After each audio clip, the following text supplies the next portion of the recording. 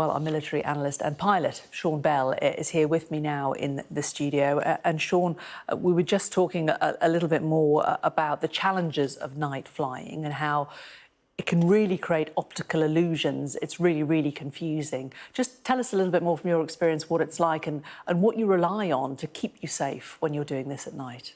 Yeah, I mean, there's no suggestion at the moment of what caused the accident, but we are in a period where at night, over water is one of the most difficult environments to operate in. I know firsthand, we do a lot of night training, and the number of times you've got visual illusions. On a clear night, the stars are reflecting in the water. All you're seeing is a continuous sky, as it were, and therefore you rely very heavily on your instruments to tell you how high you are. You can't rely on your eyes, whereas normally every instinct is when you can see around you. You think you trust your eyes. You can't do that at night. And therefore, you have to be so much more careful. I've certainly had experience firsthand and talked to colleagues who've had some very scary incidents at night. That's why you do so much training in that environment, because actually, if you're going to do this helicopter, which is the Mark IV version of the Merlin, traditionally delivers Royal Marines, the sort of tip of the sword out to go and do covert operations. They normally would be delivered at night.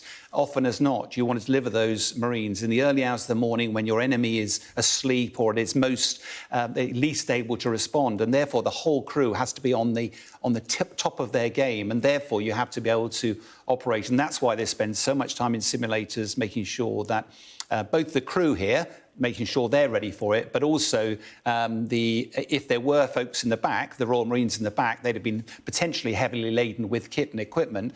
They also need to know how to get out in the event of emergency. So training is such an important part of this whole military capability. So it's an interesting distinction that there may well have been experienced pilots or co-pilots, etc., but that there could also have been Marines who weren't necessarily pilots also on board, who certainly wouldn't have been expecting to ditch. But before they get up in a helicopter and do something like this, everyone has to have this training, don't they, in the dunker, as it's called. Tell us what that's like.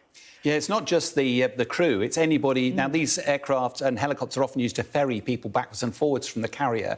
And whether it's whatever your role is, if you're involved in that, you could be in the media involved. They have to make sure that you can get out of the helicopter in the case of a ditching, because when these things land, they're largely top heavy, because that's where the rotor and the engine often is. So when they land in the water, they often roll over. So it's very disorientating, particularly at night. So the dunker is a core part of that training. And for those who haven't heard of it before, it's quite scary when you do it, because in effect, it's a mock-up of a helicopter. You strap yourself in next to a couple of other people, and there's a window a couple of doors along where you're going to leave. They then put this thing underwater. You unstrap yourself, wait for the other two guys to get out, and then you get out. Then they do the same thing again. So you have to hold your breath while that's happening? And for some period of time. And there's no oxygen that comes down, like in a plane, for example. And then the second one is they underwater, and now they roll it upside down.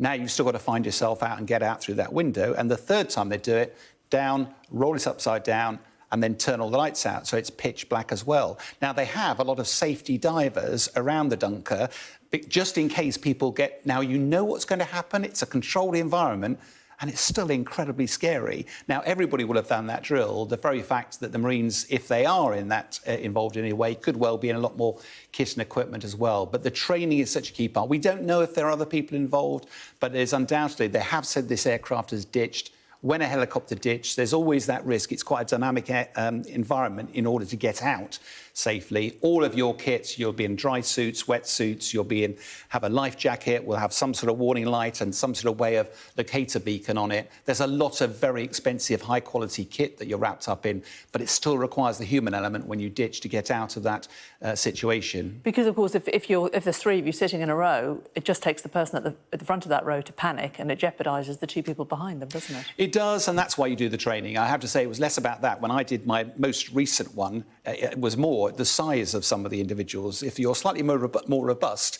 it sometimes takes you a bit longer to get out the window, and you're sat there holding your breath, working out, I can't get out until you get out. And that's good training, because we did it in swimming costume. You'd normally be doing it with full kit on board.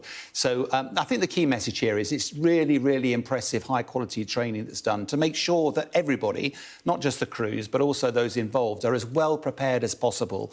And I think the thing we must remember out of all this, quite apart from our deepest sympathies to the families and the colleagues involved. But actually, they did manage to make sure that there was no other serious casualties, no other serious injuries. And any helicopter ditching in the middle of a sea is incredibly dangerous. So that's a huge testament to the rescue operation that went on around it. And of course, the investigation will get to the bottom of exactly what happened. And that's always a very, very strong professional point from the military. They do go forensically to study everything available to find out what lessons can be learned to make sure these things don't happen again. And we don't have any real details on the search and rescue operation. The Prime Minister, though, did refer to it. He paid tribute to the ship's company, particularly those involved in the search and rescue operation. So clearly, HMS Queen Elizabeth was involved in some way. So it would have been trying to rescue their colleagues. And that's the tragic bit of this. I mean, the Queen Elizabeth is a vast ship, so it itself is more a command and control centre, and we're launching other aircraft off to go and do the searching. But you're exactly right. When something like this happens, the only experience I've had of similar things is when we were operating jets off a carrier and one of the jets crashed. But the carrier had to continue to get the rest of the chicks on board before it could come back. And at the time, we thought the pilot had died in the accident. In fact, he was rescued. So, there is a very professional sequence of events that triggers when something like this happens. But of course, it's one thing doing training. It's quite another when you know it's your colleagues in the water. You know that you've got to act fast, otherwise their lives will be in jeopardy. And I think obviously our sympathies with the families, but actually this is quite a tight-knit community. Due to the professionalism these days, it's rare, thankfully, that these sorts of accidents happen. And therefore, it's a huge testament to the fact that most of these people will never experience something like this before. But the training, the professionalism kicks in. And actually, the very fact that this is the only death, as we understand it, that there were no other serious injuries, no other major casualties, I suspect will be a great testament to the team effort to try and recover the rest of the folk involved in this tragic accident.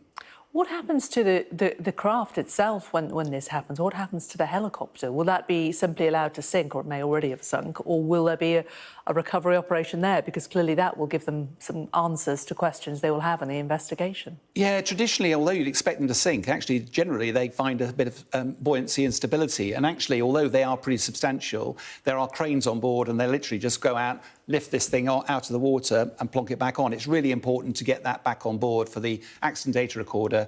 Also allows you to forensically go through to find out why did the aircraft ditch in the first place? Was it some sort of a human error, or was it something to do with some sort of failure on the systems or whatever? And all of that, you need to go forensically through. It often takes several weeks and months for that investigation to happen, but it's a vital part of the Accident Investigation Board's efforts.